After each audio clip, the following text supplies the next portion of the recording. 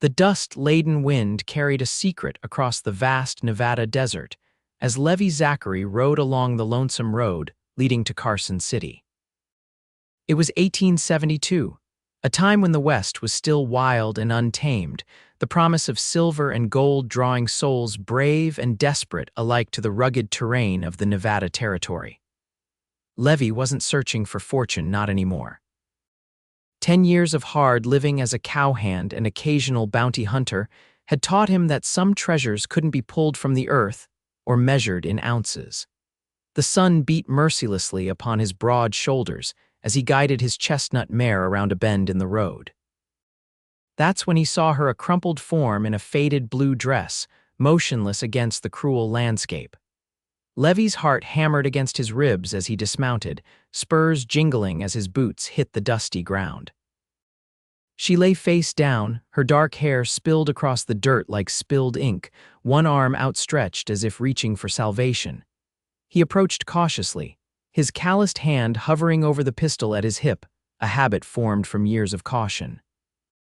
But as he knelt beside the woman and gently turned her over, he found no threat, only the pale face of a young woman, her skin hot with fever, lips cracked from dehydration, her eyelids fluttered, revealing glimpses of hazel irises clouded with exhaustion and pain. Levi uncorked his canteen and carefully tipped a few precious drops between her parched lips. "Easy now," he murmured, his voice low and gentle as her body tensed in momentary panic. "You're safe." The woman's fingers weakly clutched at his worn leather vest as she tried to speak, only managing a raspy whisper. Her eyes darted past him, searching the horizon with undisguised fear. "They'll find me," she managed, her voice barely audible over the desert wind. Levi looked over his shoulder at the empty road stretching behind them, then back to the woman whose life seemed to be slipping through his fingers like sand. With gentle hands, he brushed the dirt from her cheek. "You've made it far enough," he whispered, making a decision that would forever alter the course of both their lives. "I've got you now." Clara Dawson had been running for 3 days, fueled by nothing but fear and the desperate need to put distance between herself and the nightmare she'd escaped in Virginia City. The fever had taken hold on the second day, but still she'd pushed on, one foot in front of the other, until her body had finally betrayed her. Now, as consciousness returned in fragments, she became aware of movement, the steady rhythm of hoofbeats and strong arms holding her securely. She was on a horse, cradled against a broad chest, the scent of leather and tobacco enveloping her. Panic surged through her weakened body until a calm voice above her head said, "You're all right, madam. Name's Levi Zachary. I'm taking you to Carson City. There's a doctor there who won't ask too many questions." Clara tried to speak, but could only produce a dry cough. The man Levi stopped the horse and carefully helped her take another sip from his canteen. "Why?" she finally managed to ask, her voice a ghost of its usual strength. Levi adjusted his hold on her, making sure she wouldn't fall as the horse resumed its steady pace. "Some questions are better left for when you've got your strength back," he said, his blue eyes fixed on the horizon.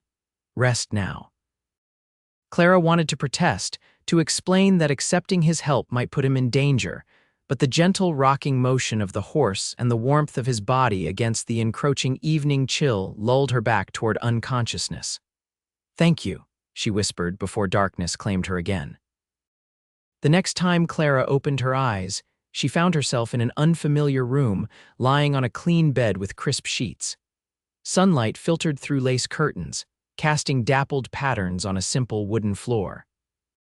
For a moment, she thought she might be dreaming or dead until the sharp ache in her limbs reminded her she was very much alive. "Ah, she wakes at last," came a cheerful voice. An older woman with silver-streaked hair and kind eyes moved into Clara's field of vision. "I'm Martha Wilson, dear. You've been at my boarding house for 2 days now." 2 days, Clara tried to sit up, only to be gently pressed back against the pillows by Martha's firm hand. "Doctor's orders. That fever nearly took you to meet your maker." Martha poured a glass of water from a pitcher on the bedside table.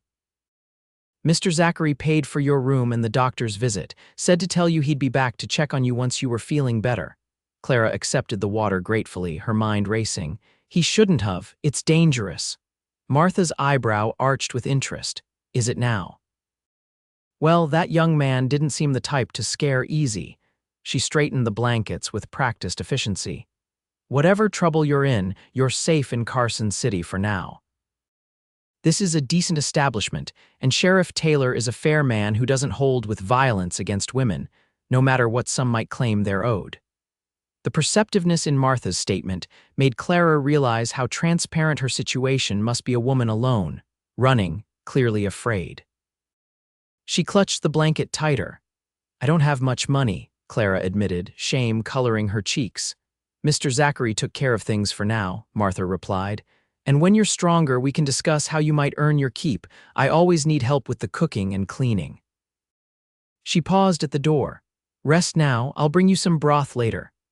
After Martha left, Clara sank back against the pillows, tears of relief and gratitude welling in her eyes.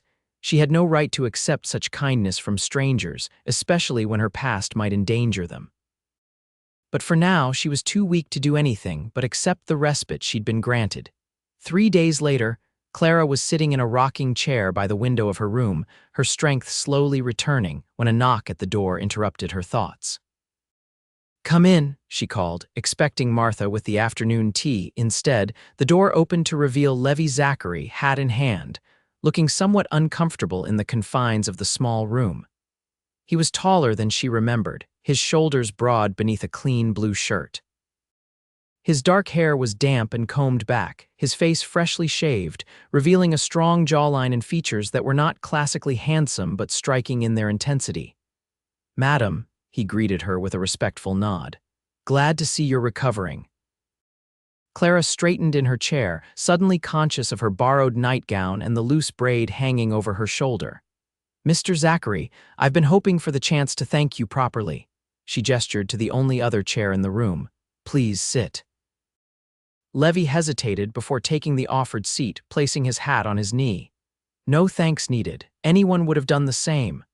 We both know that's not true, Clara said softly. You could have left me there or taken me to the sheriff instead of a doctor. You didn't even know my name. It's Clara I hear, he said, a slight smile touching his lips.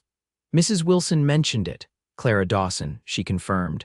And yes, I was in trouble, though not the kind you might think. I've done nothing wrong except try to escape a situation that had become untenable.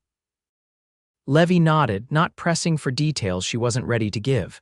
I figured as much. A woman doesn't collapse on the road to Carson City unless she's running from something fierce. His gaze met hers directly, or someone. Clara looked away, focusing on the scene outside the window, the bustling main street of Carson City. With its mix of proper businesses and saloons, the diverse population reflecting the booming mining economy of the region. I came from Virginia City, she finally said, deciding that Levi deserved at least part of the truth. I was working as a seamstress for a prominent family. The son developed an interest in me that I did not return. When I refused his advances, he became violent. His family holds considerable influence there. No one would have taken my word over his. Levi's jaw tightened, a flash of anger darkening his blue eyes. These prominent types often think they own everything and everyone around them. I've seen it before. His name is Edward Blackburn, Clara continued, her voice dropping to a whisper. His father owns 3 of the largest silver mines in the Comstock lode. Edward threatened to find me no matter where I went. She looked up at Levi, her expression haunted. That's why you shouldn't have helped me, Mr. Zachary. He's not a man who forgives being denied what he wants. Levi leaned forward, his elbows resting on his knees. Miss Dawson, I've faced down claim jumpers, rustlers, and men who kill for the pleasure of it. I'm not worried about some Silver Spoon mine owner's son. He paused, studying her face. But if it eases your mind, I work at the Crawford Ranch about 5 miles outside of town. Not many from Virginia City venture out that way. Clara shook her head, frustrated that he didn't seem to grasp the danger. You don't understand. Edward has connections, money. He can hire men to do his searching for him. Then we'll be careful, Levi said simply, as if the solution were that easy. Carson City isn't Virginia City. Sheriff Taylor fought for the Union and doesn't tolerate the kind of lawlessness that money sometimes buys elsewhere. And Mrs. Wilson is respected in this town. You have allies here. Clara wanted to believe him, to trust in the possibility of safety, but experience had taught her caution. Still, she couldn't deny the relief she felt knowing she wasn't alone anymore. Thank you, she said again, meaning it even more deeply than before. When I'm fully recovered, I intend to repay your kindness and Mrs. Wilson's. I'm a skilled seamstress and I can cook and keep house as well. Levi stood, placing his hat back on his head.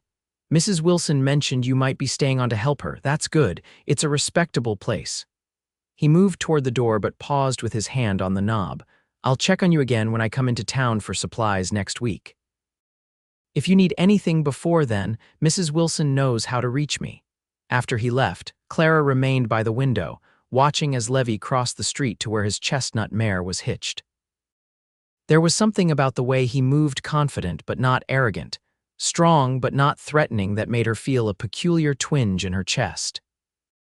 It had been a long time since she'd allowed herself to notice such things about a man, and longer still since she'd felt anything but fear or wariness in male company.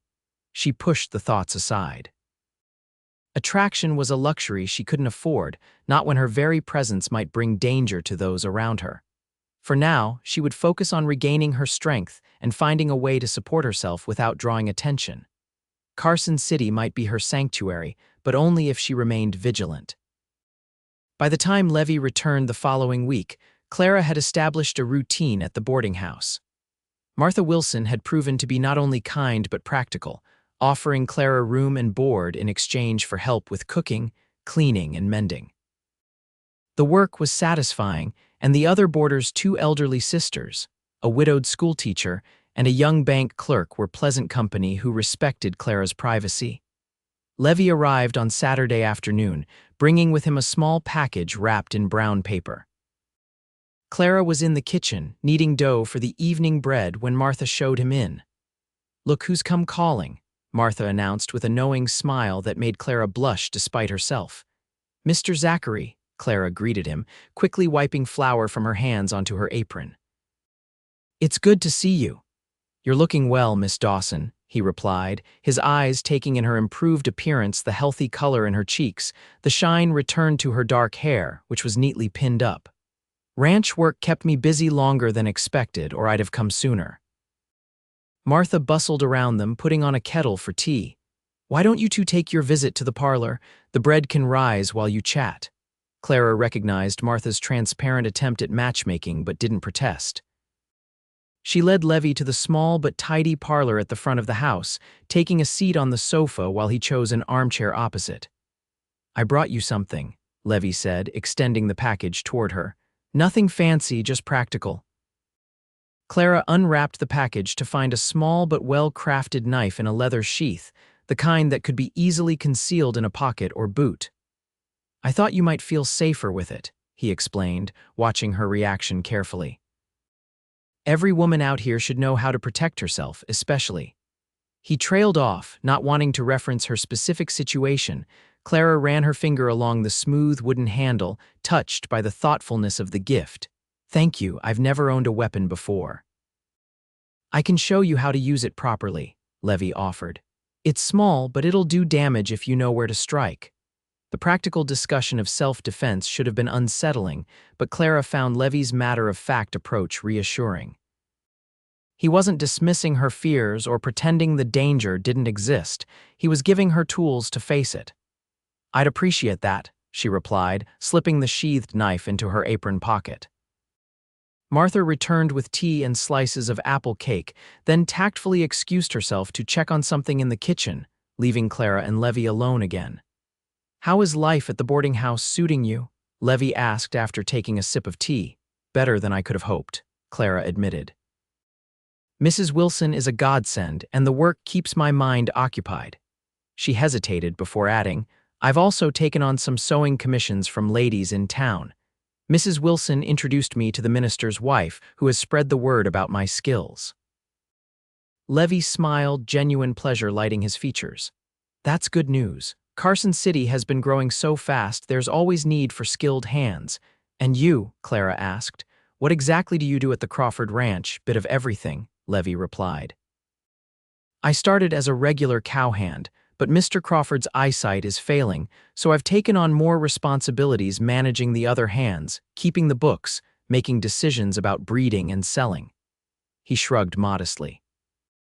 "I have some education, which is rare enough in these parts to be valuable." Clara realized she knew very little about the man who had saved her life. "Where are you from originally, Mr. Zachary?" "Missouri," he answered. "My father was a schoolteacher. He made sure my brothers and I could read, write, and cipher before he died in '58.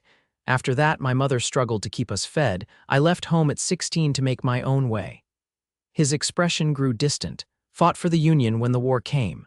Afterward, I drifted west like so many others." The mention of the Civil War, still a raw wound for many even 7 years later, made Clara think of her own family. "I lost my father and older brother at Gettysburg," she said softly. "My mother passed 2 years ago from consumption. I came west because there was nothing left for me in Pennsylvania." Levi nodded, understanding in his eyes. "The war took too many good men. My younger brother didn't come home either." They sat in companionable silence for a moment, united by the shared experience of loss that had shaped so many of their generation.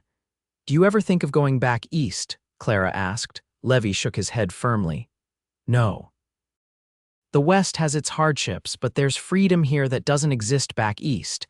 A man is judged more by what he can do than by who his people were." He looked at her curiously. "What about you? Would you go back if you could?" Clara considered the question seriously. "A month ago, I might have said yes, but now—" She gazed out the window at the busy street beyond. "There's something about the openness here, the possibility. Despite everything, I feel more alive than I have in years." Levi's expression softened as he looked at her. "That's the West working its way into your soul, Miss Dawson. Happens to most who stay long enough." Their conversation continued, moving from personal histories to lighter topics: the upcoming Harvest Festival in Carson City, the latest performances at the local theater, books they had read.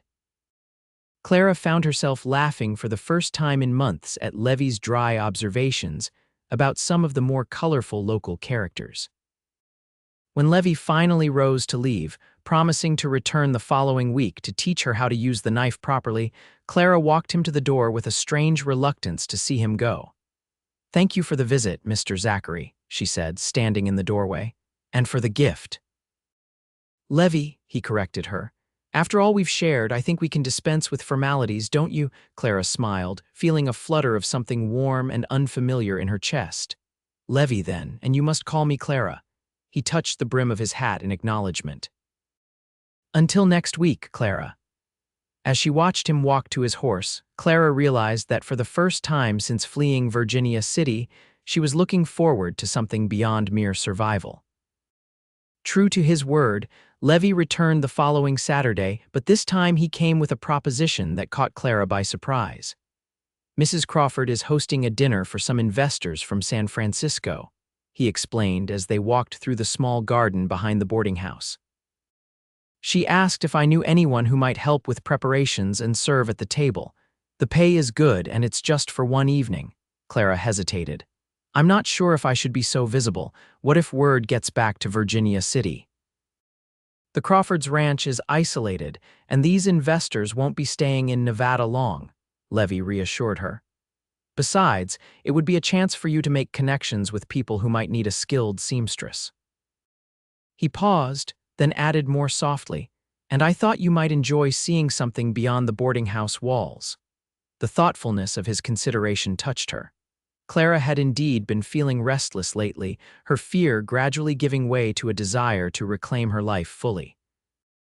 "When is this dinner?" she asked. "Next Friday evening. I'd escort you to the ranch myself and bring you back afterward." Clara could see how important it was to him that she accept not just for the opportunity he was offering, but because he wanted to share a part of his world with her. "I'll need to speak with Mrs. Wilson about my duties here," she said. "But yes, I think I'd like that very much." The smile that lit Levi's face was worth any risk the outing might entail. The Crawford Ranch was larger and more prosperous than Clara had imagined. The main house was a substantial 2-story structure with wide verandas and large windows. surrounded by well-maintained gardens that must have required constant attention in the arid Nevada climate. Levi had borrowed a buggy for the occasion, and as they approached the house, Clara smoothed her best dress, a dark blue cotton that she had altered and embellished with her own skilled needlework. "You look beautiful," Levi said simply, helping her down from the buggy. Clara blushed at the compliment. "Thank you, I'm a bit nervous. It's been a while since I've been in such company." "The Crawfords are good people," Levi assured her. "Mrs. Crawford comes from Boston money but doesn't put on airs. And these investors are just men who have made fortunate decisions with their money. Nothing to be intimidated by." Mrs. Crawford proved to be exactly as Levi had described, a cultured woman in her 50s with silver-streaked auburn hair and an efficient manner that immediately put Clara at ease. She showed Clara the kitchen where the hired cook was preparing the elaborate meal, explained the service she expected, and introduced her to the two other women who would be helping. "Levi speaks very highly of you," Mrs. Crawford said as she showed Clara where the fine china was kept. "He rarely takes an interest in anyone, so I was quite intrigued to meet you." Clara wasn't sure how to respond to this revelation. "He's been very kind to me since my arrival in Carson City." Mrs. Crawford's keen eyes assessed Clara thoughtfully. "Kindness is Levi's nature, but there's something more when he speaks of you. I haven't seen that light in his eyes since before the war." She patted Clara's hand. "Whatever it is between you two, I'm pleased to see it." Before Clara could formulate a response to this unexpected observation, Mrs. Crawford was already moving on to the next task, leaving Clara to wonder just how transparent her growing feelings for Levi might be to others. The dinner itself was a grand affair by Nevada standards. Mr. Crawford, a robust man despite his failing eyesight, presided at the head of the table, with Levi seated nearby to assist when needed. The four investors from San Francisco were accompanied by their wives, all dressed in the latest Eastern fashions that made Clara's modified dress seem plain by comparison. As she served the courses and kept wine glasses filled, Clara overheard fragments of conversation about railroad investments, mining prospects, and the rapid development of the Western territories. It was clear that considerable money was changing hands, with the Crawfords seeking investment for expanding their cattle operation. Throughout the evening, Levi's eyes frequently found hers across the room, his small smiles of encouragement bolstering her confidence. Once, when she was refreshing his water glass, he whispered, "You're doing wonderfully," his breath warm against her ear, sending an unexpected shiver down her spine. The evening was winding down, with dessert and coffee being served in the parlor, when Clara stepped onto the side veranda for a moment of quiet. The night air was cool and refreshing after the warmth of the kitchen, and she took a deep breath, enjoying the scent of sage and the distant howl of coyotes. "Taking a well-deserved break," Levi's voice came from the shadows, startling her slightly. He stepped forward, moonlight illuminating his features.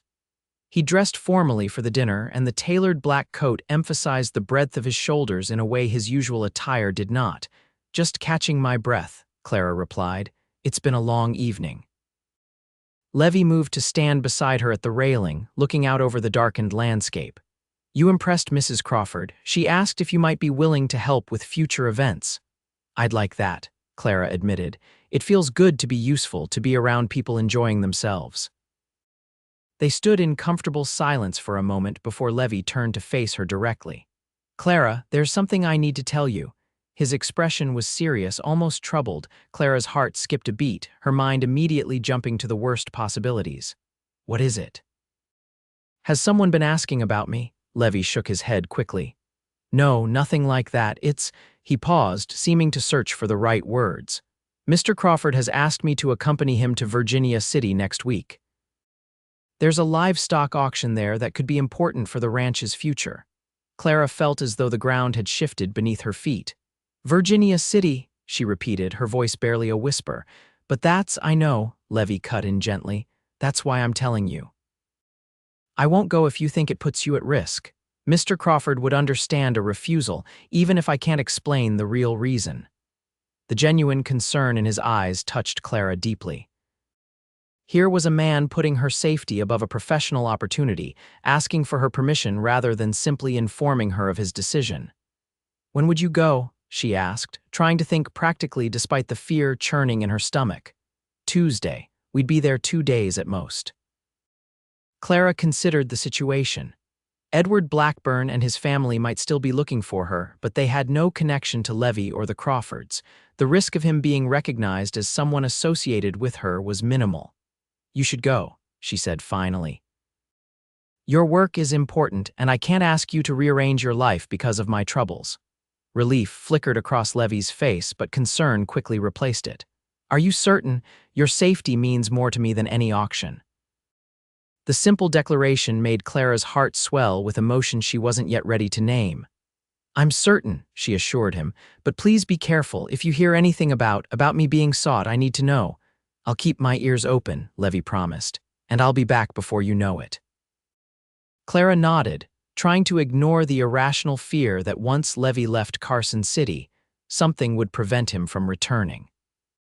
It was foolish to have become so attached to his presence in her life in such a short time, yet the thought of those few days without the possibility of seeing him left her feeling strangely bereft.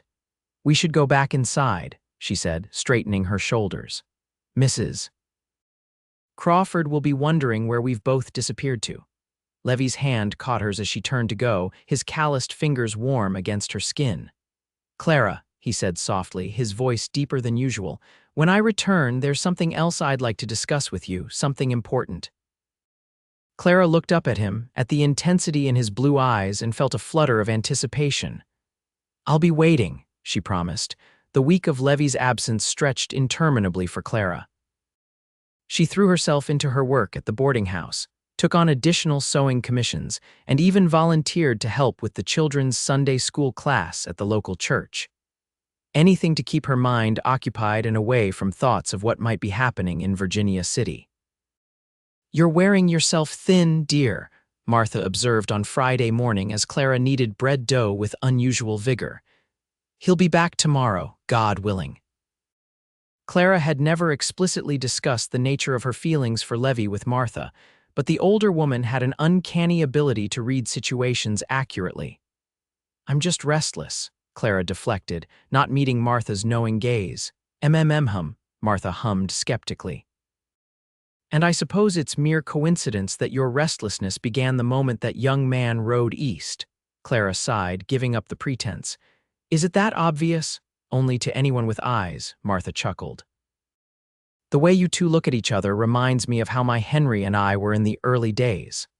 Her expression softened at the mention of her late husband. "It's a precious thing, finding someone who sees you truly and values what they see." "I don't know if that's what this is," Clara protested weakly. "We've known each other such a short time." "Time is a poor measure for matters of the heart," Martha said wisely. "Some people can know each other for decades and remain strangers, while others recognize something kindred in an instant." Clara thought about this as she continued kneading. There was truth in Martha's words. From that first moment on the desert road, something had connected her to Levi, some understanding that went beyond words or conventional acquaintance. "I'm afraid," Clara admitted softly. "Not just of my past catching up to me, but of allowing myself to feel something that could be lost." Martha's gentle hand came to rest on Clara's shoulder. "My dear girl, that's the great gamble of love. There are no guarantees except this: a life without opening your heart is a half-life at best." She squeezed Clara's shoulder affectionately. "And from what I've seen of your Levi, he's a man worth risking your heart for."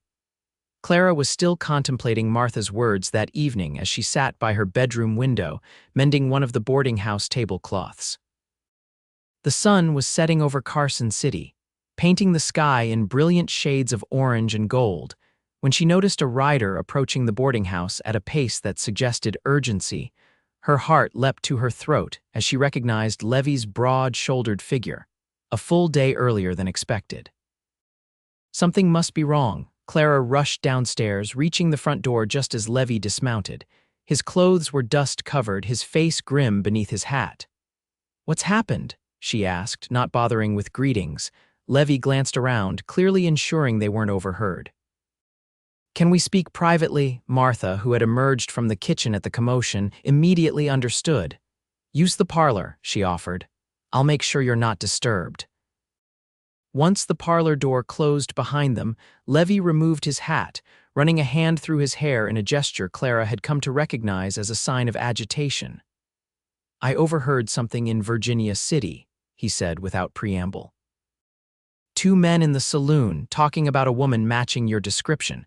They mentioned a reward for information leading to your whereabouts." Clara sank into a chair, her legs suddenly unable to support her. "Edward," she whispered. "He's still looking." Levi knelt before her, taking her trembling hands in his. "These men weren't mining types, they had the look of hired guns. They were showing your description to everyone in the saloon, asking if anyone had seen you on the road to Carson City. Did anyone recognize the description?" Clara asked, her voice barely audible. "Not that I could tell, but Clara." Levi's grip on her hands tightened slightly. "One of them mentioned they'd be heading to Carson City next to continue their search. They could arrive as early as tomorrow." The room seemed to spin around Clara as the implications sank in. Her sanctuary was about to be violated. Everyone who had shown her kindness, Martha, the Crawfords, and especially Levi, would be at risk if Edward's men found her here. "I have to leave," she said, her mind already racing through possibilities. "Tonight before they arrive." "No," Levi said firmly. "Running alone is what got you collapsed by the roadside last time. There's another way." "What other way could there possibly be?" Clara demanded, panic edging into her voice. "If they find me, they'll force me back to Virginia City, back to Edward. I won't go back to that." Levi's expression was resolute. "They're looking for Clara Dawson, a single woman traveling alone." He took a deep breath. "But what if Clara Dawson no longer exists?" Clara stared at him, uncomprehending. "What do you mean, marry me?" Levi said, the words tumbling out with an intensity that left no doubt of their sincerity. "Tonight, become Clara Zachary. We'll have the legal protection of marriage, and they'd be looking for the wrong name." Clara's breath caught in her throat. "Levi, you can't possibly—" "I can and I do," he interrupted, his blue eyes never leaving hers. "This isn't how I planned to ask you. I wanted time, wanted to court you properly, but I know what I feel, Clara. I think you might feel it too. But marriage, that's a solution," Levi finished for her, "but also more than that, at least for me." His expression softened, vulnerability showing through his usual composure. "I've known since I found you on that road that you were someone special. Everything since has only confirmed it." Clara's mind whirled with conflicting emotions: fear of her pursuers, shock at Levi's proposal, and underneath it all, a warm current of feeling that had been growing stronger with each day in his company.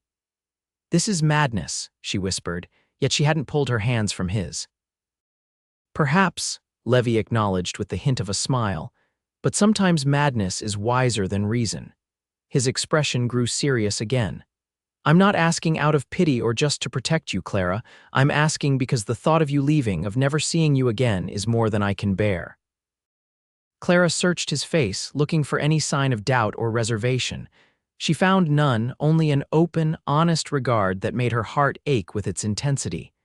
"If we do this," she said slowly, "there's no going back. Marriage isn't something to enter into lightly, especially not out of fear or necessity." "I agree completely," Levi said. "Which is why I need you to know that while the timing is driven by necessity, the asking is driven by something else entirely." He squeezed her hands gently. "I love you, Clara Dawson. I didn't expect it, wasn't looking for it, but here it is all the same." The simple declaration, spoken so plainly, broke through Clara's last defenses. Tears welled in her eyes as she realized that what she felt for Levi was indeed love, a different kind than she had ever known before, built on respect and understanding rather than idle fancy. "Yes," she whispered, her voice strengthening as certainty filled her. "Yes, Levi, I'll marry you." The radiant joy that transformed his face made Clara's breath catch. He stood, pulling her to her feet and into an embrace that felt like coming home after a long journey. When he lowered his head to kiss her, Clara met him halfway, her heart soaring with a happiness she had thought forever beyond her reach. The kiss was gentle at first, almost reverent, but quickly deepened into something that spoke of shared longing and the promise of a future together. When they finally parted, both slightly breathless, Levi pressed his forehead against hers. "We'll need to move quickly," he said, practical concerns reasserting themselves. "Judge Parker owes me a favor. He'll perform the ceremony tonight if I ask, and we'll need witnesses." "Martha," Clara said immediately, "and perhaps Mr. Crawford if he's still in town," Levi nodded. "I'll arrange everything. Pack what you need after the ceremony. We'll head straight for the ranch. You'll be safer there than in town when these men arrive."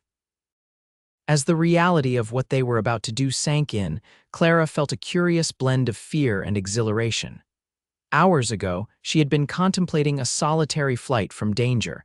Now she was preparing to bind her life to Levi's in the most permanent way possible. "Are you certain?" she asked one last time, needing to hear it again. "This is happening so fast." Levi cupped her face in his hands, his touch infinitely tender. "Some decisions need time and careful thought. Others you know in your bones are right, no matter how sudden they may seem." He smiled, a warmth in his eyes that melted any remaining doubt in Clara's heart. "This one feels right to me. Does it to you?" Clara thought of the moment Levi had found her on the road, his whispered words, "You've made it far enough," that had seemed like salvation itself. Perhaps this, too, was a kind of salvation, not just from Edward Blackburn's pursuit, but from the loneliness and fear that had shadowed her for so long. "Yes," she said, the word carrying the weight of a vow. "It feels right." Judge Parker's study was small but dignified, the walls lined with law books and maps of the Nevada territory. Despite the hastiness of the arrangements, there was a solemn beauty to the simple ceremony that joined Clara and Levi as husband and wife under the watchful eyes of Martha Wilson and James Crawford. Clara wore her blue dress, hastily adorned with a small bouquet of wildflowers that Martha had gathered from the boarding house garden. Levi had changed into clean clothes and stood tall and proud as he repeated his vows, his voice never wavering. "By the authority vested in me by the state of Nevada," Judge Parker intoned, "I now pronounce you husband and wife." He smiled kindly at the couple before him. "You may kiss your bride, Mr. Zachary." The kiss they shared was brief but heartfelt, mindful of their audience yet expressive of the genuine emotion that had brought them to this moment. "Congratulations, my dears," Martha said, embracing Clara warmly after the ceremony. "It may be unconventional, but I've seen marriages with years of planning fail while those born of necessity flourish." She pressed a small package into Clara's hands. "A wedding gift, just a few things to make your new home more comfortable." "Thank you for everything, Martha," Clara said, emotion tightening her throat. "I don't know what would have become of me without your kindness." "You would have managed," Martha replied confidently. "You're stronger than you know, but I'm glad you found someone to share that strength with." She glanced meaningfully at Levi, who was speaking quietly with Mr. Crawford. "He's a good man." "Yes," Clara agreed, watching her new husband with a surge of affection. "The best I've known." The journey to the Crawford Ranch was made in silence, both Clara and Levi lost in thoughts of what had just transpired and what lay ahead. When they arrived, Levi led Clara not to the main house, but to a smaller cabin set some distance away. "My quarters," he explained, lighting a lamp that illuminated the simple but comfortable space. "It's not much, but it's perfect," Clara interrupted, taking in the neat room with its solid furniture, bookshelves filled with well-worn volumes, and windows that would catch the morning light. Levi set down Clara's small bag and stood somewhat awkwardly in the center of the room, suddenly hesitant now that they were alone. "I know this isn't how either of us imagined our wedding night would be," he began carefully. "There's a second bed in the back room. I can sleep there until you're ready for more." Clara was touched by his consideration. Despite the legal rights marriage gave him, Levi was offering her time and space, putting her comfort above his desires. "Thank you," she said softly, moving to stand before him. "But I think we've both waited long enough, don't you?" The look of wonder and desire that crossed Levi's face made Clara's heart race. He reached for her slowly, as if still afraid she might vanish like a desert mirage. "Clara," he whispered, her name a caress on his lips. "My wife." "My husband," she replied, the words new and thrilling. Rising on her toes, she initiated their first kiss as a married couple, pouring into it all the emotions she had kept carefully guarded for so long. What followed was a discovery of each other that was sometimes awkward, sometimes breathtaking, but always tender. Levi's patience and Clara's trust built a bridge between them that transcended their hasty circumstances, transforming necessity into something sacred and profound. Later, as they lay entangled beneath the blankets, Clara's head resting on Levi's chest, she listened to the steady rhythm of his heartbeat and felt a peace she had thought forever lost to her. "What happens now?" she asked, tracing idle patterns on his skin. Levi's arms tightened around her. "Tomorrow we face whatever comes. If Edward's men show up in Carson City, they'll find no trace of Clara Dawson." His hand stroked gently through her hair. "And in the days after, we build a life together, one day at a time. It won't be easy," Clara warned, practical even in her happiness. "Edward isn't a man who gives up easily." "Neither am I," Levi replied with quiet conviction. "Whatever comes, we face it together." He pressed a kiss to the top of her head. "Sleep now, Clara, you're safe here." As Clara drifted towards sleep, wrapped in the protective circle of her husband's arms, she realized that for the first time since fleeing Virginia City, she truly believed those words. She was safe. She was home. The next morning, Clara awoke to sunlight streaming through the cabin windows and the unfamiliar but welcome sensation of Levi's warmth beside her. For a moment, she simply watched him sleep, studying the strong lines of his face relaxed in repose, the dark lashes against his cheeks, the slight stubble along his jaw. "My husband," she thought with a mixture of wonder and satisfaction. The hasty nature of their marriage did nothing to diminish the rightness she felt about their union. Levi's eyes opened, immediately finding hers. A slow smile spread across his face. "Good morning, Mrs. Zachary." The name sent a pleasant shiver through Clara. "Good morning," she replied, leaning down to press a soft kiss to his lips. What might have deepened into more was interrupted by a sharp knock at the cabin door. Levi was instantly alert, reaching for his gun on the bedside table. "Stay here," he instructed, pulling on his trousers and shirt with efficient movements. Clara's heart pounded as she clutched the blanket to her chest, memories of Edward's violence flashing through her mind. Had his men found her already? Had all their precautions been for nothing? She heard muffled voices at the door, then Levi's measured footsteps returning to the bedroom. His expression was grim. "It's Mr. Crawford," he explained.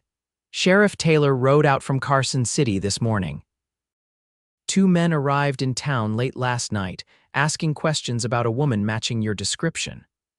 Levi sat on the edge of the bed, taking Clara's hand. "They're showing a photograph around a portrait, and they're claiming you stole valuable jewelry from your employer in Virginia City." Clara gasped. "That's a lie. I never took anything that wasn't mine." "I know," Levi assured her, "but it gives them a legal pretext to search for you. Sheriff Taylor is an honest man, but if presented with what looks like evidence of theft, he has to investigate." Fear clawed at Clara's throat. "What do we do?" Levi's jaw set in determination. "First, we establish your new identity firmly. Mrs. Crawford has invited us to breakfast at the main house. We present ourselves as the newlyweds we are with a simple story about a whirlwind courtship." He squeezed her hand reassuringly. "Second, I ride into town and see exactly what these men are saying and showing. Knowledge is our best defense right now," Clara nodded, drawing strength from Levi's calm confidence.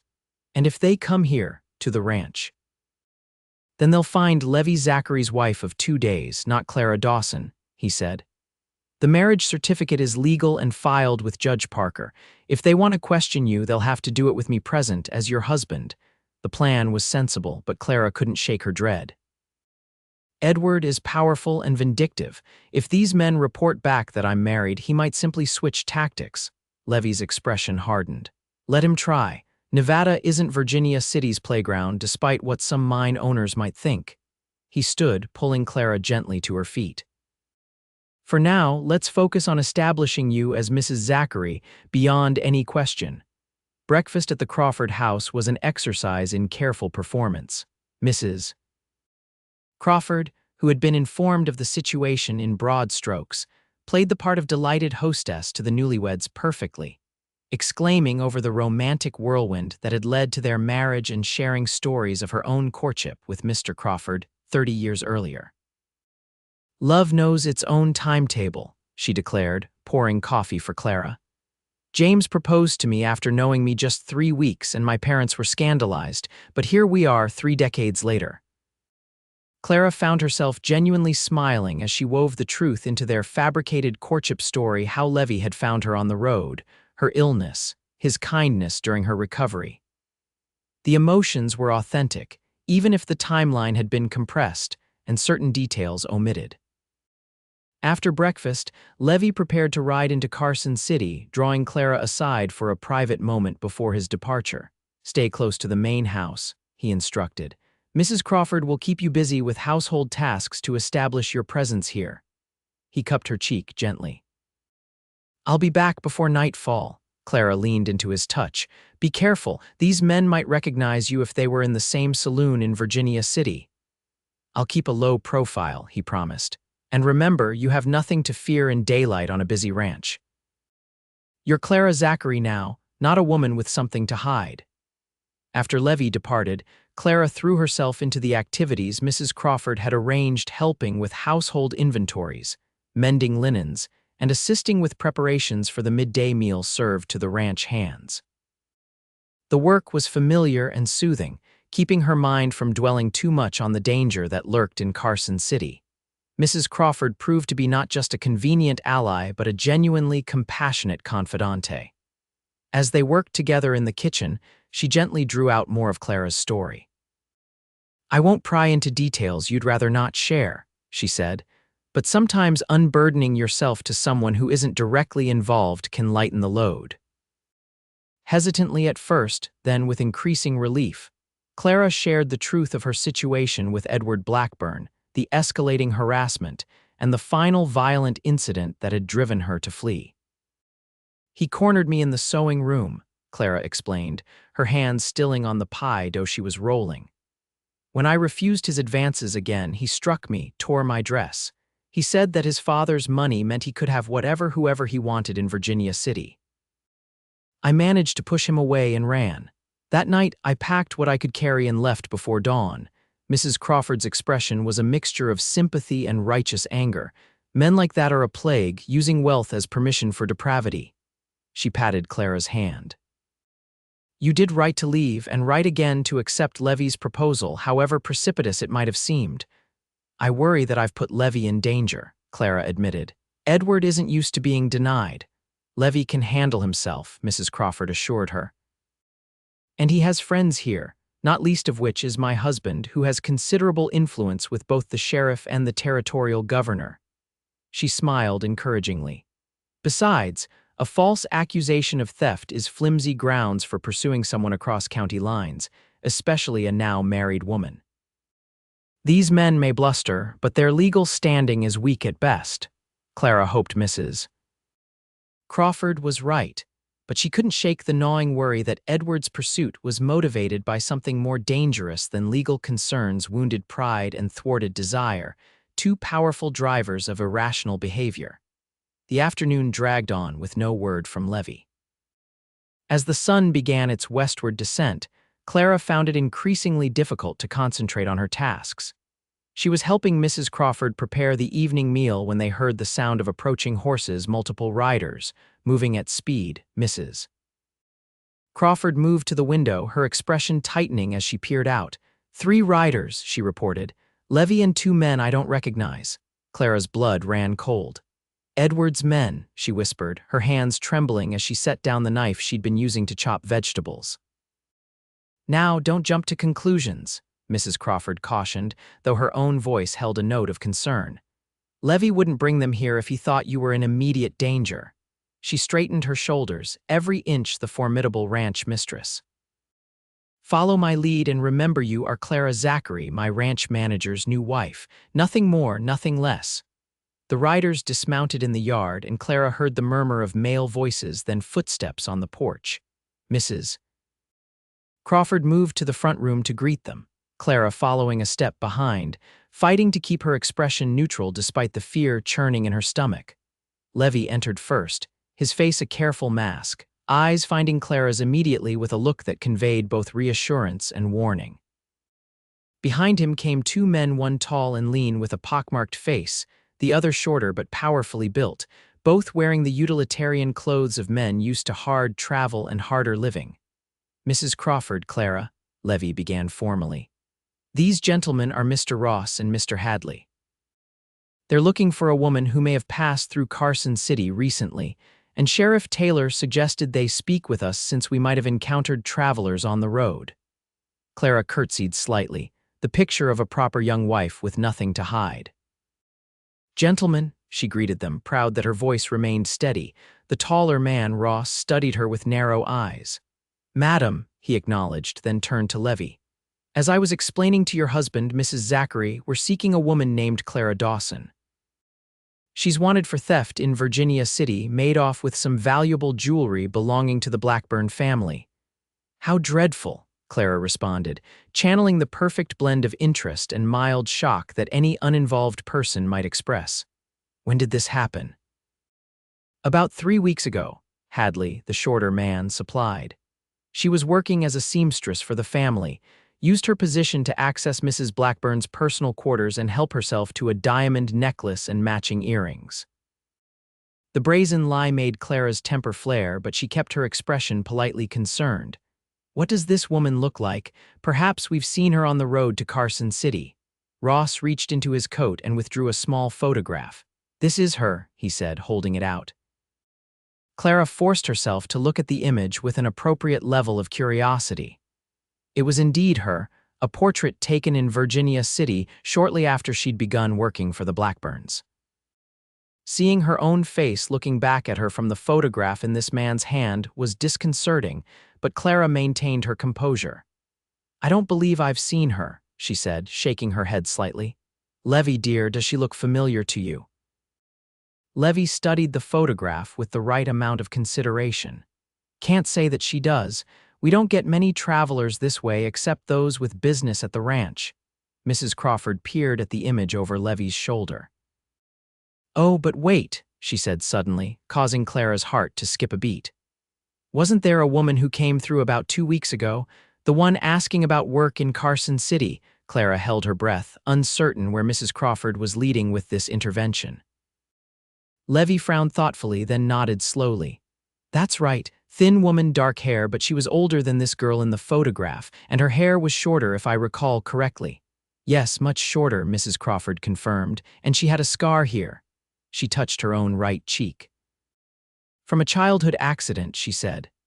Clara realized with dawning admiration what the Crawfords were doing, creating a false trail, a woman similar enough to raise interest but different enough to lead Edward's men away from her. Ross and Hadley exchanged glances. "Did she say where she was headed?" Ross asked. "She mentioned California," Mrs. Crawford replied smoothly. "Said she had a cousin in Sacramento who might help her find work." Hadley nodded, tucking this information away. "And when exactly was this, madam?" "Let me think." Mrs. Crawford tapped her chin thoughtfully. "It was the day after the Wilsons' barn raising, so that would make it. The 14th? Yes, that sounds right." The fabricated date was close enough to Clara's actual arrival in Carson City to be plausible, but allowed enough time for this fictional woman to have continued westward. "One more thing, if you don't mind," Ross said, his gaze returning to Clara with unsettling intensity. "Mrs. Zachary, how long have you and your husband been married?" The question was pointed, clearly designed to probe for inconsistencies in their story. Clara met his gaze directly. "We were married 2 days ago," she answered truthfully. "Judge Parker performed the ceremony in Carson City." "That's a recent union," Hadley observed, a hint of suspicion in his tone. "Known each other long?" Levi stepped closer to Clara, his hand coming to rest protectively at the small of her back.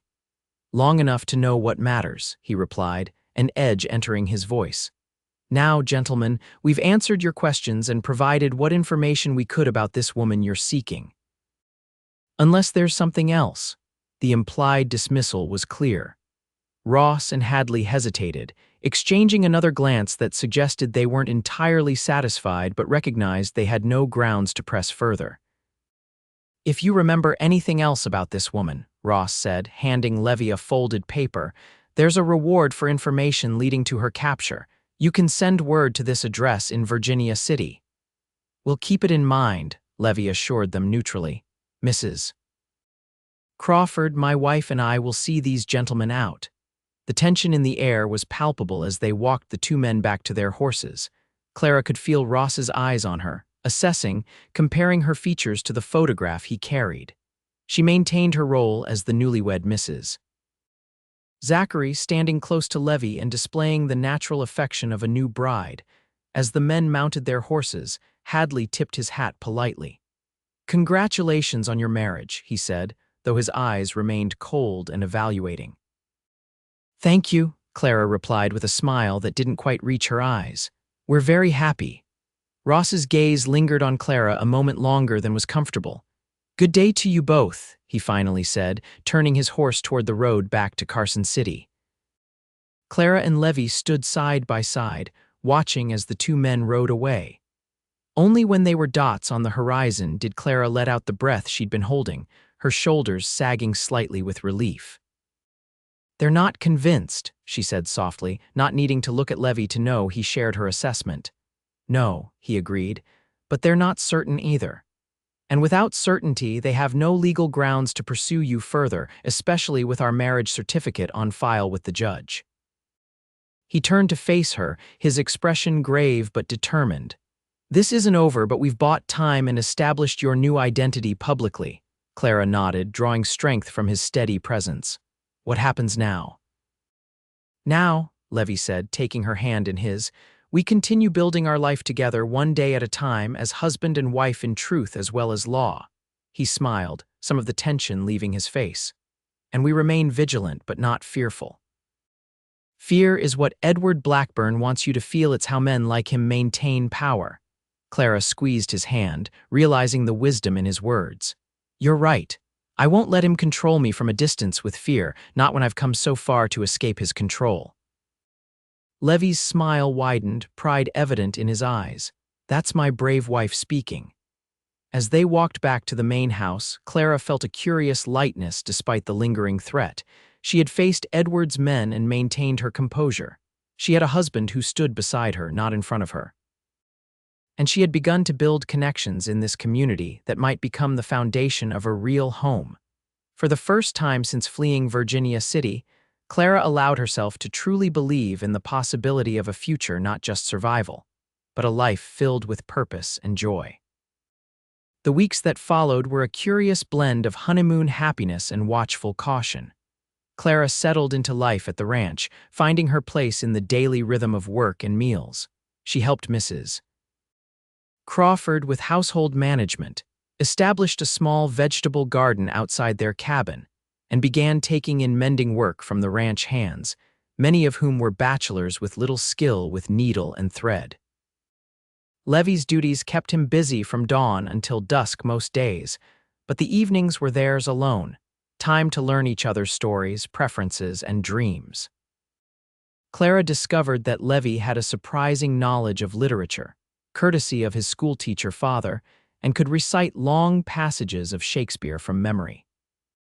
In turn, she shared her love of music, singing the folk songs her mother had taught her while Levi listened with undisguised appreciation. Their physical relationship deepened alongside their emotional connection, initial awkwardness giving way to a passionate understanding that left them both marveling at the fortune that had brought them together. "Sometimes I think about what would have happened if you hadn't found me that day," Clara confessed one evening as they sat on the small porch of their cabin, watching the sunset paint the Nevada sky in spectacular hues. Levi's arm tightened around her shoulders. "I try not to think about that. The West is unforgiving to those alone and vulnerable." "Do you believe in fate?" Clara asked, turning to study his profile in the fading light. Levi considered the question seriously. "I believe that life offers opportunities, and it's what we do with those opportunities that shapes our destiny." He looked down at her, love evident in his gaze. "Finding you was an opportunity. Marrying you was a choice, the best one I've ever made." Clara leaned up to kiss him, marveling at how natural such affection had become in such a short time. "Even with all the complications I brought with me." "Especially with those," Levi replied. "A life without challenges isn't much of a life at all." Despite their happiness, they remained vigilant. Levi made regular trips into Carson City, keeping ears open for any news of Edward's men. They had apparently left the area after several days of fruitless searching, but whether they had truly given up or merely retreated to report back to Edward remained uncertain. Clara found unexpected allies in the Carson City community. Martha Wilson regularly sent letters to the ranch, ostensibly to check on her former boarder's well-being but also to relay any gossip or unusual inquiries about newcomers to the area. The minister's wife, impressed with Clara's needlework, commissioned her to make vestments for the church, introducing her to other prominent women in the process and further cementing her identity as Mrs. Zachary. As summer gave way to autumn, Clara began to hope that perhaps Edward's pursuit had ended, that the cost and embarrassment of continuing to search for a now married woman had finally outweighed his wounded pride and desire for revenge. This hope was shattered on a crisp October morning when Levi returned early from a supply run to Carson City, his expression grim as he dismounted in the yard. "What is it?" Clara asked, setting aside the quilt she'd been mending to meet him. Levi glanced toward the main house, ensuring they weren't overheard. "Edward Blackburn is in Carson City," he said without preamble. Clara felt as though the ground had dropped away beneath her feet. "Edward, here, are you certain?" "I saw him myself," Levi confirmed, taking her elbow and guiding her toward their cabin. "He's staying at the International Hotel, arrived on yesterday's stage from Virginia City, according to the clerk." Inside the cabin, Clara paced the small space, her mind racing. "He's come himself," she murmured. "That means he's serious. He won't be satisfied with reports from hired men." Levi watched her, concern etched on his features. "He doesn't know where you are yet." "He was meeting with Sheriff Taylor when I saw him, likely trying to convince him to renew the search with his personal testimony about the alleged theft." Clara stopped pacing, facing Levi with sudden resolve. "I need to confront him." "What?" Levi's voice rose in alarm. "Clara, that's exactly what we've been working to avoid." "No," she corrected him gently.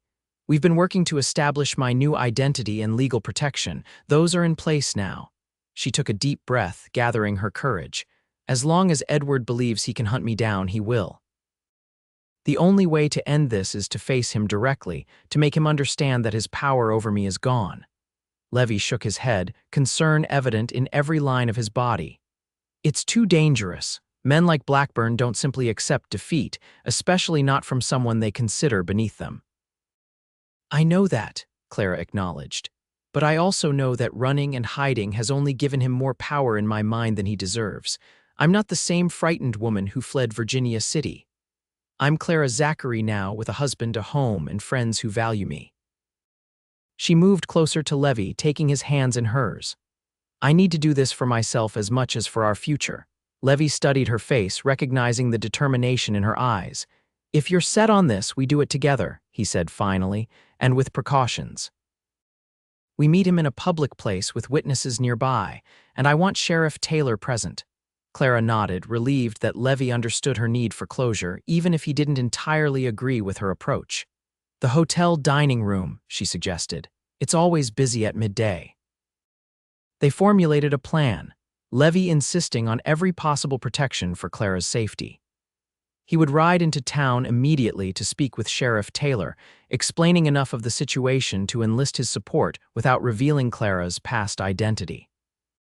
They would arrange a meeting for the following day, giving Clara time to prepare herself mentally for the confrontation. That night, as they lay together in the darkness of their cabin, Clara could feel the tension radiating from Levi's body despite his attempt to appear calm. "I'm afraid too," she admitted softly, her head resting on his chest. "But I also know that fear can't dictate my life forever. Edward has already taken too much from me, my position, my security, my peace of mind. I won't let him take my future as well." Levi's arms tightened around her. "I admire your courage," he said, his voice rough with emotion. "Just promise me you'll be careful tomorrow. Men like Blackburn can be unpredictable when cornered." "I promise," Clara whispered, pressing a kiss to his chest above his heart. "We'll face this together, and then truly begin our life without shadows hanging over us." The International Hotel in Carson City was the finest establishment in the growing territorial capital. A 3-story brick building with ornate furnishings imported from San Francisco and a dining room that served the best meals in the eastern Sierra Nevada. Clara had never set foot inside it before, and as she entered on Levi's arm the following day, she felt acutely aware of her simple dress and modest appearance among the well-heeled patrons. Sheriff Taylor was waiting for them near the entrance, his weathered face showing a mixture of professional detachment and personal concern. He had known Levi for years and had developed a respect for the capable ranch manager. "Mr. Blackburn is already seated," he informed them quietly. "I've explained that this meeting was requested by a local citizen regarding his inquiries in Carson City, nothing more. He doesn't know it's you he'll be seeing." Clara nodded, grateful for the sheriff's discretion. "Thank you for arranging this, Sheriff." Taylor's eyes assessed her with keen perception. "Levi has explained some of your situation, Mrs. Zachary. I want you to know that in my jurisdiction, accusations require evidence, not just the word of powerful men." He adjusted his gun belt meaningfully. "I'll be nearby throughout your conversation." The sheriff led them through the busy dining room to a corner table where a solitary figure sat with his back to the wall. Edward Blackburn was exactly as Clara remembered him, handsome in a polished way, his clothing expensive, his dark hair precisely styled. The sight of him sent a jolt of fear through her, memories of his violence flashing through her mind, but she steeled herself against the reaction. Edward looked up as they approached, his expression shifting from polite inquiry to shock and then barely contained fury as he recognized Clara. He half rose from his chair, then seemed to remember the public setting and the presence of the sheriff. "What is this?" he demanded, his voice tightly controlled but vibrating with anger.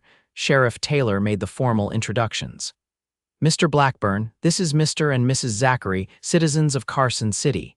They've requested this meeting to address the inquiries you've been making in our town." Edward's eyes never left Clara's face. "This woman is Clara Dawson, a thief who stole valuable jewelry from my mother and fled Virginia City to escape prosecution." Levi stepped forward slightly. "This is my wife, Clara Zachary. We've been married since August, with Judge Parker presiding and the marriage duly recorded in the territorial registry." Clara found her voice, forcing herself to meet Edward's gaze directly. "I took nothing from your home except what was rightfully mine, Mr. Blackburn. We both know the real reason I left Virginia City." Edward's jaw clenched, a muscle twitching visibly. "You were a servant who betrayed the trust of your employers and then ran like the thief you are." "I was a seamstress who rejected your unwanted advances," Clara corrected him, her voice growing stronger with each word. "I left because you threatened me, because you struck me when I refused you, because you made it clear that your family's position would prevent me from receiving justice if I stayed." A flicker of unease crossed Edward's face as he glanced at the sheriff, whose expression had hardened at Clara's words. "These are baseless accusations," Edward blustered. "This woman is attempting to distract from her own crimes. What jewelry was allegedly stolen?" Sheriff Taylor asked, his tone professional but skeptical. "I'll need a detailed description for my investigation, along with proof of ownership and any witnesses to the theft." Edward hesitated, clearly unprepared for this level of scrutiny. "A diamond necklace and matching earrings," he finally said. "Family heirlooms. Interesting," the sheriff commented mildly. "In my experience, when valuable jewelry goes missing, the victims typically file a formal complaint immediately." Yet no such complaint was registered with the Virginia City Sheriff's Office until nearly a week after Mrs. Zachary left the Blackburn household. He fixed Edward with a pointed stare, almost as if the theft was an afterthought, a justification for pursuing her across county lines. Clara watched as Edward's confident demeanor began to crack. He hadn't expected this level of resistance in Carson City, had likely assumed his family name and wealth would command the same deference here as in Virginia City. "My mother was distraught," Edward attempted to explain. "We hoped the matter could be resolved privately at first. By sending armed men to track her down," Levi interjected, his voice hard. Men who made inquiries throughout Carson City without once approaching the sheriff's office officially. Edward's gaze shifted to Levi, assessing him with naked hostility. "And who are you exactly, the convenient husband she found to hide behind?" Levi remained unruffled by the provocation.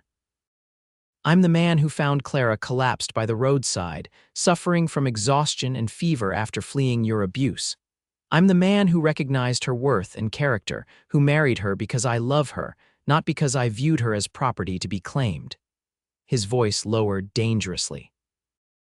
"And I'm the man who will ensure she never has reason to fear you again." The tension at the table was palpable, the two men locked in a silent battle of wills while Clara and the sheriff watched. Finally, Clara placed her hand on Levi's arm, a gentle restraint and reminder of their purpose. "Mr. Blackburn," she said, drawing Edward's attention back to her. "I came here today to end this. I am Clara Zachary now, legally married and established in this community. I have built a new life and you have no place in it." She leaned forward slightly, her voice firm. "There was no theft. There is nothing for you to reclaim or recover. Your pursuit of me ends today." Edward's face flushed with anger. "You don't dictate terms to me," he hissed. "Do you think a hasty marriage to a ranch hand protects you from the influence of the Blackburn family?" Your father isn't here," Sheriff Taylor interrupted, his patience visibly thinning. "And in Carson City, Mr. Blackburn, family names hold less weight than character and honest dealings." He straightened to his full height, hand resting meaningfully on his holstered gun. "Now, I've heard enough to form my own assessment of this situation. Unless you can provide concrete evidence of theft, not accusations, not innuendo, but actual proof, I consider this matter closed in my jurisdiction." The finality in the sheriff's tone seemed to penetrate Edward's anger. For the first time, uncertainty crept into his expression as he realized how thoroughly he had misjudged the situation. "This isn't over," he said, though the threat sounded hollow even to Clara's ears. "The Blackburn name carries weight throughout the territory." "Perhaps," Levi acknowledged evenly. "But it carries less weight than the truth, Mr. Blackburn, and the truth is that you pursued an innocent woman out of wounded pride and a sense of entitlement.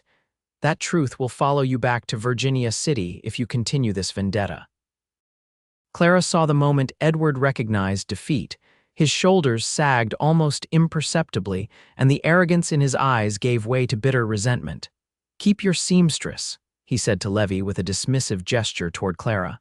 She wasn't worth the trouble anyway. The crude attempt to salvage his pride might once have wounded Clara, but now she felt only pity for a man so hollow that he measured human worth in terms of possession and status. "Goodbye, Mr. Blackburn," she said simply, rising from the table. "I wish you a safe journey back to Virginia City." She turned away from him then, a symbolic turning away from the fear that had driven her across the Nevada desert months ago. Levi's hand found hers, warm and supportive, as they walked away from Edward Blackburn and toward the future they had begun building together. Outside the hotel, Sheriff Taylor tipped his hat to them. "I doubt he'll cause further trouble," he said. "Men like that prefer easier targets, but if he does attempt anything, you come straight to me, understand?" "Thank you, Sheriff," Clara said, genuine gratitude in her voice.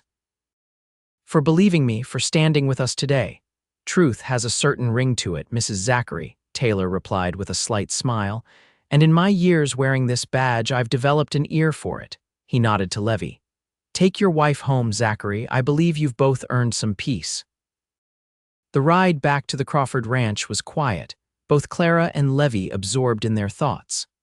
The confrontation had gone better than either had dared hope, but the emotional toll of facing Edward had left Clara drained yet strangely exhilarated.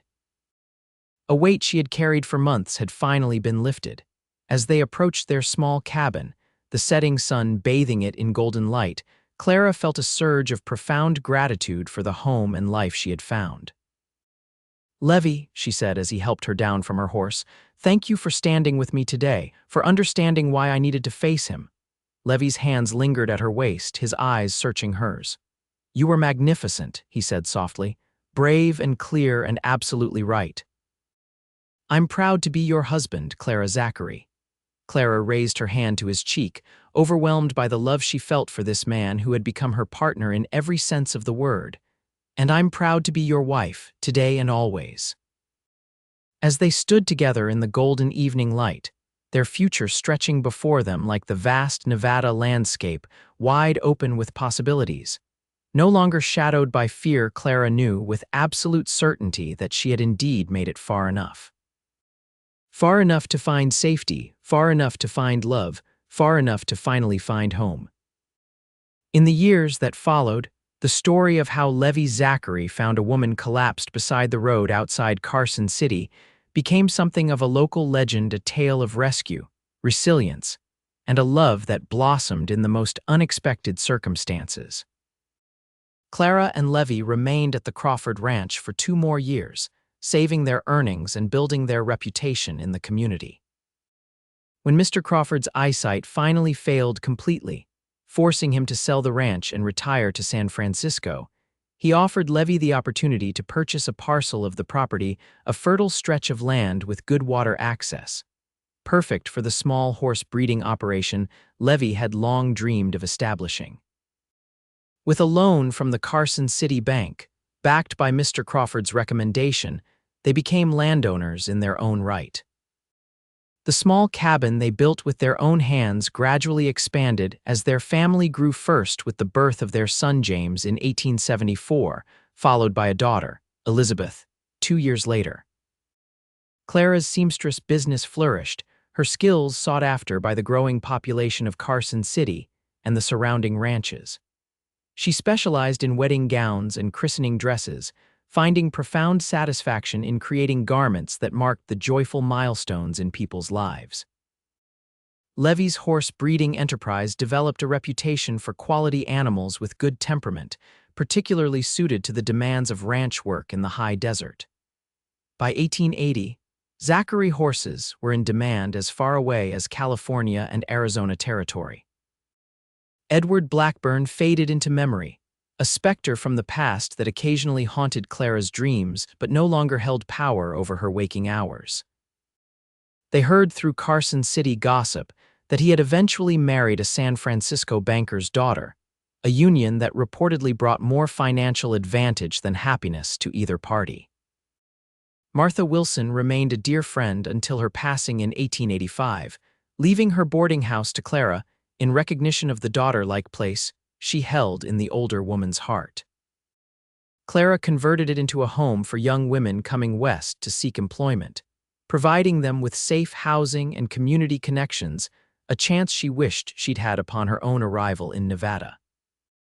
As their children grew, Clara and Levi shared with them the story of how they met, a cautionary tale about the misuse of power, but also a testament to courage, kindness, and the possibility of new beginnings.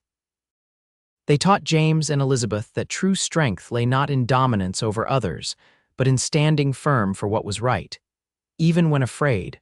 On their 20th wedding anniversary in 1892, Levi surprised Clara with a trip to San Francisco, their first real vacation since their marriage.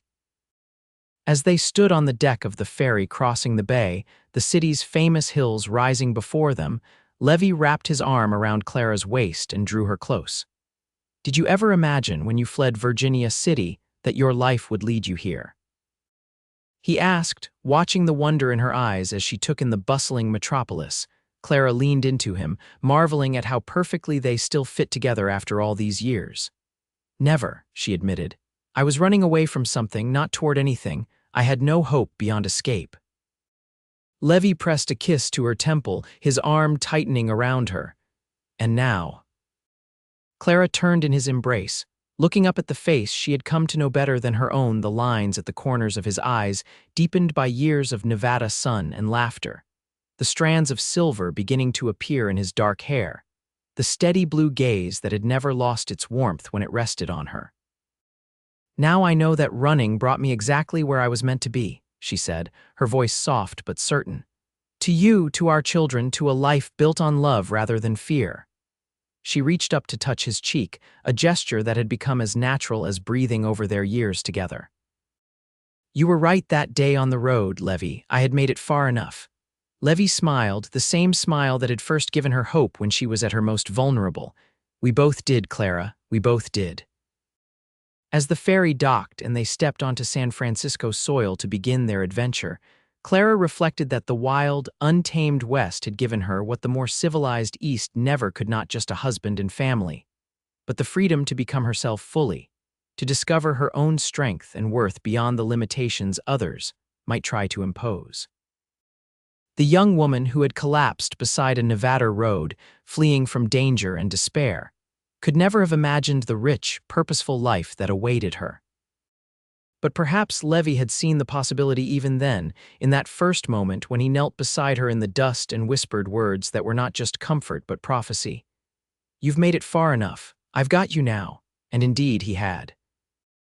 Through hardship and joy, challenge and triumph, Levi had kept that promise, not by sheltering her from life's difficulties, but by standing beside her as she faced them with increasing confidence and courage. Together, they had built something neither could have created alone: a family, a home, a legacy of love that would endure long after their own story passed into memory. It was, Clara decided as she took her husband's hand and stepped forward into their future, more than enough. It was everything.